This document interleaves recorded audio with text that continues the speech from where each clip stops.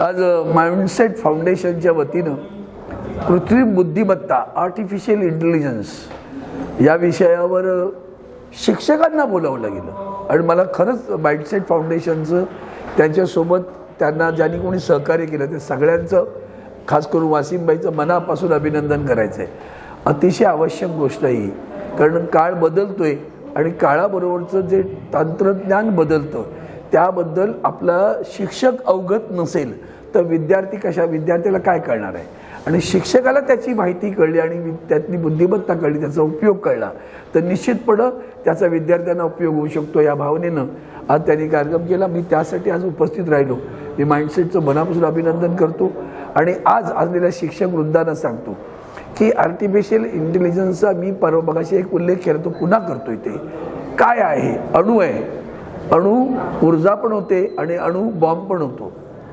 तशी ही बुद्धिमत्ता आहे. तिचा वापर चांगला केला तर चांगलं घडू शकतं, चुकीचा केला तर अतिशय वाईट घडू शकतं. आणि म्हणून याच गोष्टीचा सावध राहून चांगला वापर करता येईल.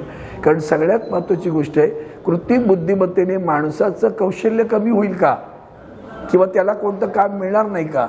मग सगळं जर मशीन काम करणार असेल तर हरकत नसावी, पण मग त्याचबरोबर देशाच्या लोकसंख्येचा विचार करा. इतक्या मोठ्या लोकसंख्येला त्याच्या हाताला काम नसेल तर तो काय करेल, असा विचार यामध्ये करण्याची आवश्यकता आहे. आणि तसा विचार करून त्या बुद्धिमत्तेचा रचनात्मक कार्यक्रम आपल्याला करावा लागेल. त्याची सुरुवात त्यांनी केली, त्यांचं मी मनापासून अभिनंदन करतो. धन्यवाद.